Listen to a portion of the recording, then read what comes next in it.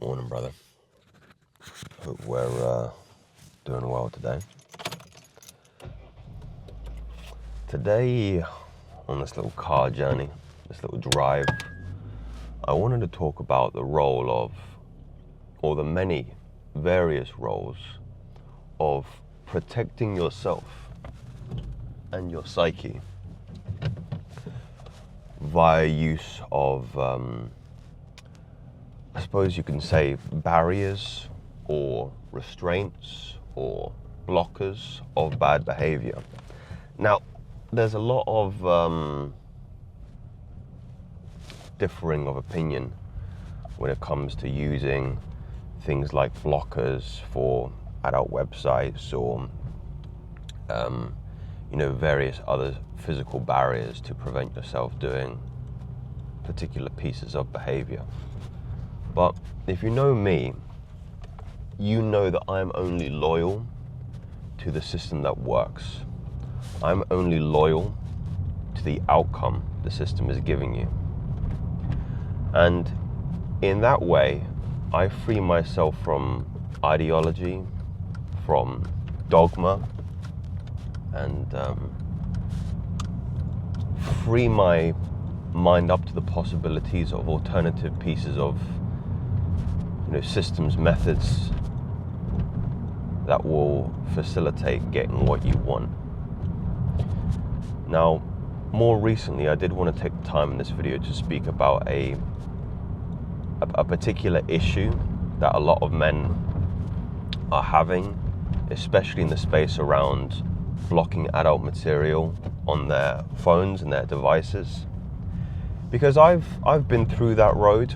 I remember when I was trying to first rid myself of this habit. I actually had a lot of success, first and foremost. So I went like 30 days clean from watching adult material and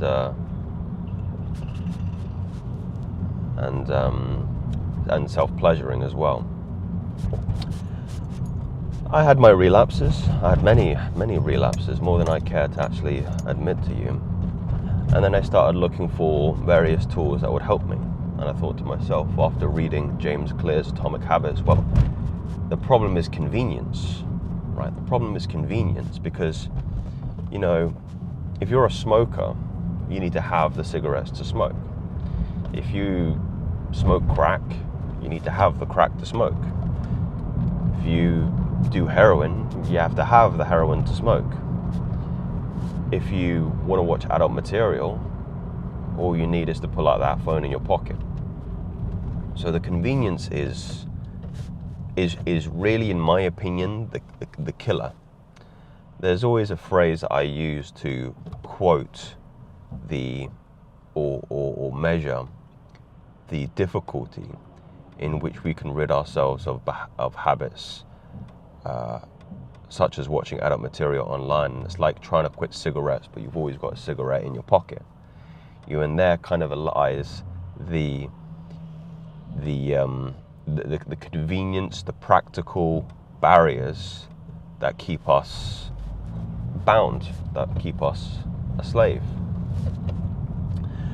So we do our research, we do our due diligence, and maybe we find some blockers that will allow us some time apart from the material.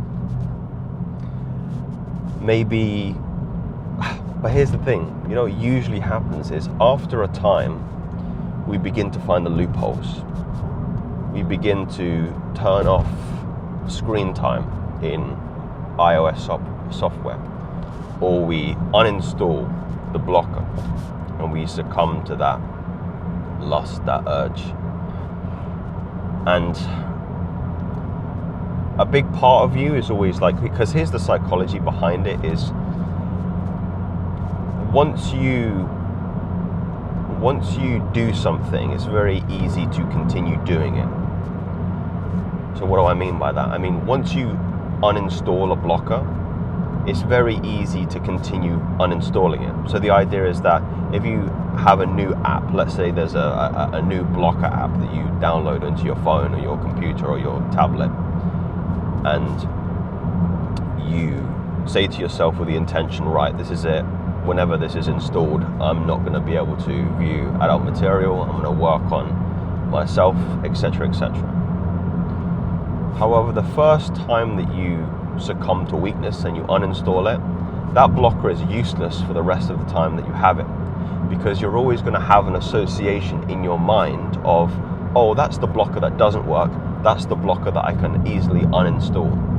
So the premise or the idea behind the blocker is useless. You've kind of poisoned the fertile soil, so to speak.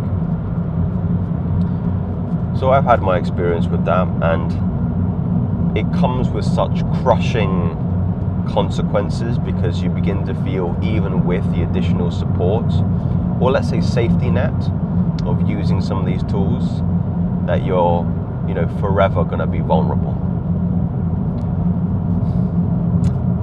However, I've been doing a little bit more research lately on various different systems other than my own that I believe can really support men find freedom and cover all the loopholes, as well as my methods. Anybody that's purchased and invested in sexual energy mastery knows the utility of integrating breathwork practices that allow you to better control forebrain activation and mitigate your movement into limbic system response, which is the process in which we typically relapse. So it's about creating more neural connections to the forebrain via meditative tasks, and essentially increasing the grey matter in that area, which will give you greater jurisdiction over your body, especially in emotional situations.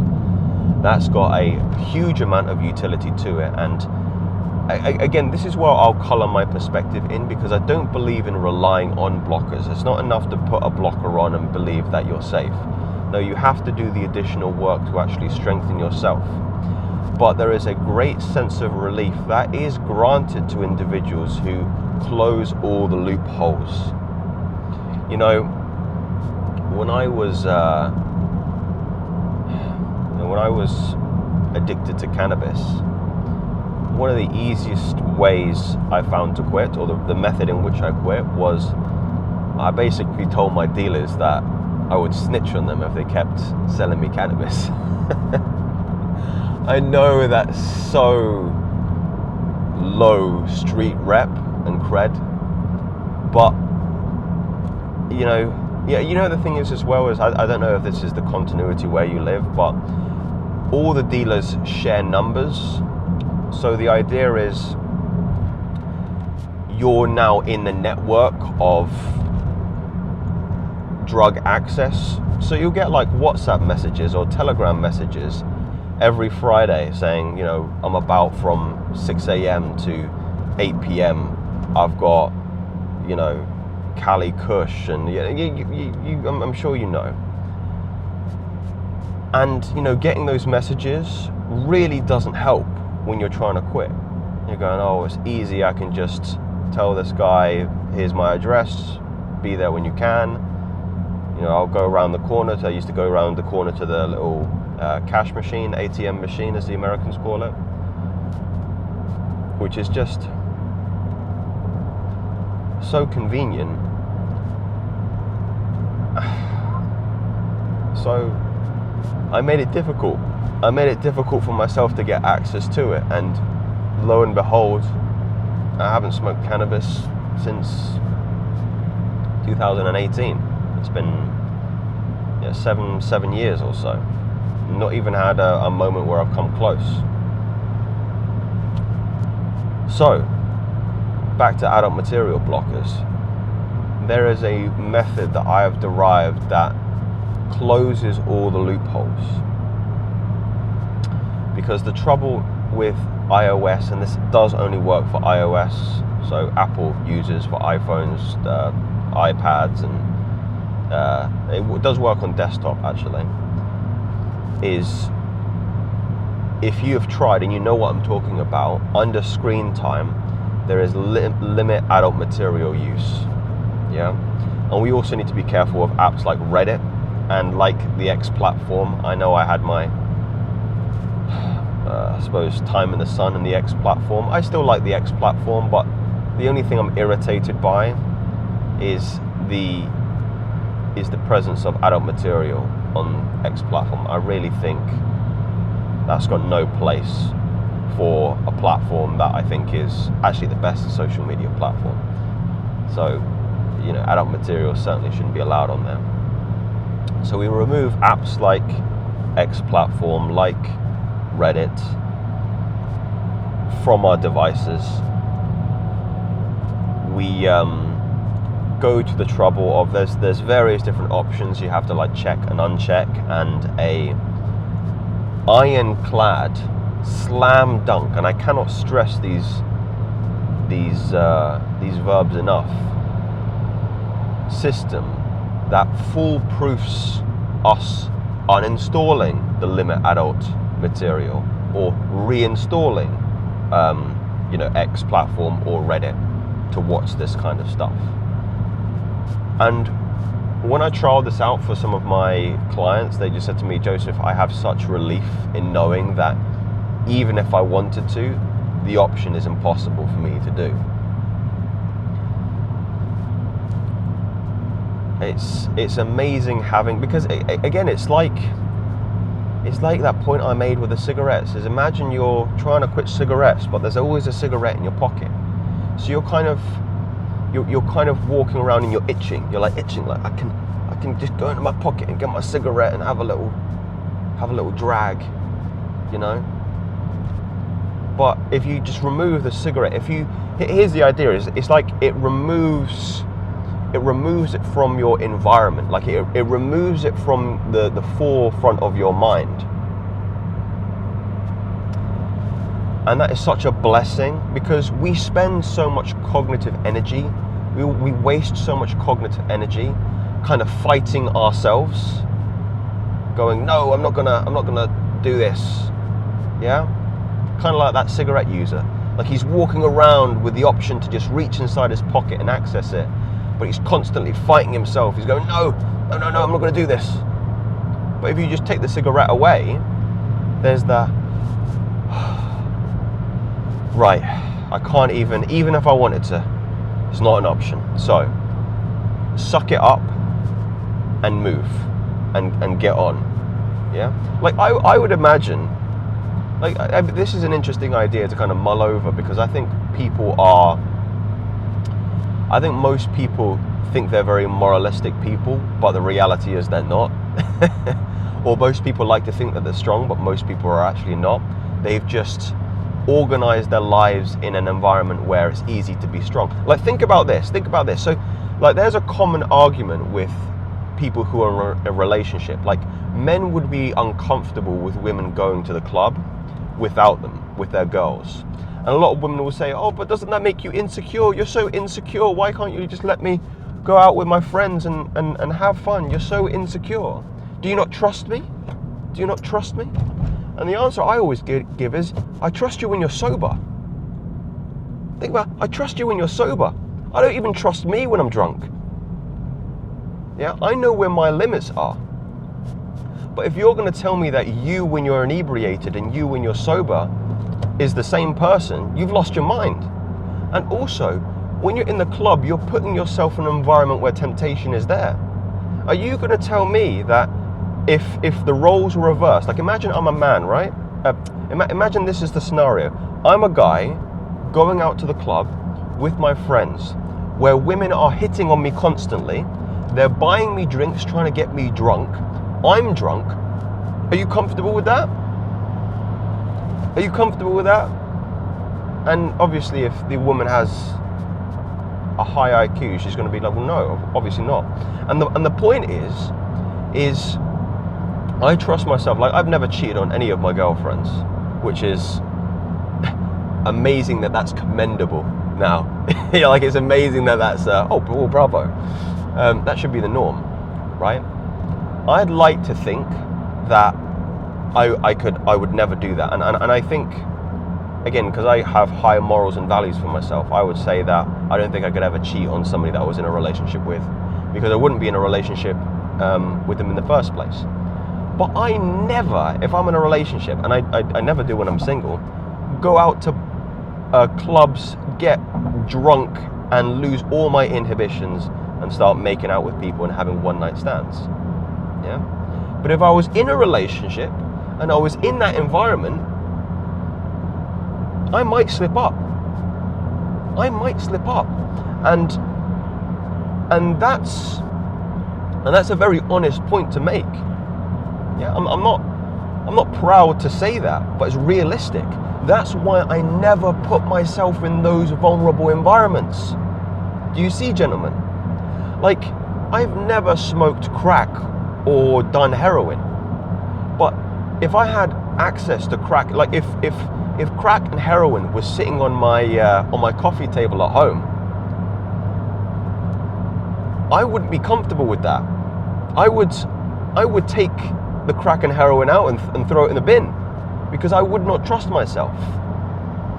In the same vein, it's not too ridiculous to say, well, if I can put a system in play that removes the prospect of me even viewing adult material, that I would find it easier to cope with it. I'm really proud of that story about this idea of, again, if you're in a relationship, a person who respects their partner never puts themselves in environments where they're going to be tempted, because we're human beings at the end of the day. We're flawed creatures.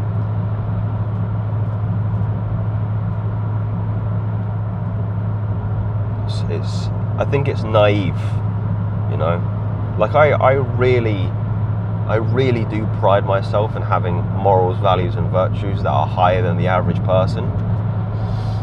But if like drinking to excess is drugging yourself, isn't it? Really, you drug yourself. You drug yourself to lose your inhibitions. You drug yourself to move into your more emotional parts of the brain and less logical, which will allow you to have more levity and whimsy. And that's the fun in drinking. It's the loss of control, and that kind of chaos is there's a pleasure in it. There's a pleasure in chaos. There's a pleasure in the loss of responsibility.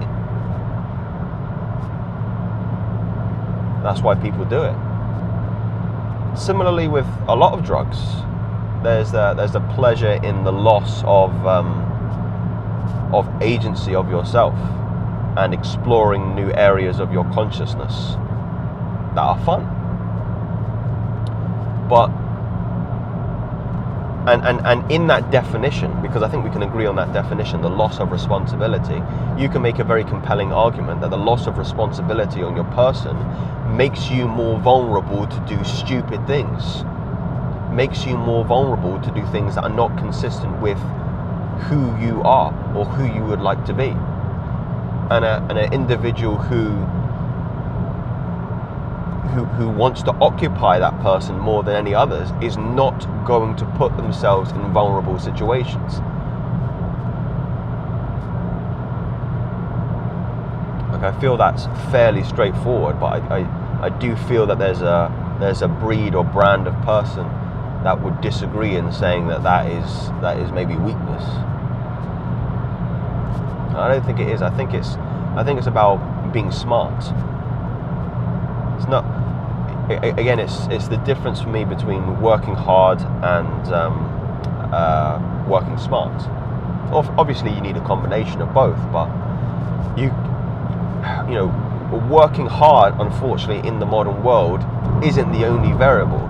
You can work hard, but your efforts could be very, very ineffective. That's just you. That's the definition of insanity, isn't it? Doing the same thing over and over and over again and expecting different results. No, the system that you've applied is not working. You need to change it. You need to change how you work hard. So change how you work hard. So gentlemen, if you're interested in working together and me trialing out this method, I've trialed this out before. I believe it's past the trial stages. It's got a very, very high success rate. Well, actually hasn't failed yet. If you want 30 days of neural reset, because the research suggests that between 23 to 30 days is the time where you can you can build a new habit for your neural circuitry to go between. So 30 days free from adult material, full accountability by myself, 4 coaching sessions, and access to any resource you want. I'll leave something in the pinned comments and we can work together. Please be aware that it is only for iOS users at the moment. These are not theories, these are facts. Speak soon.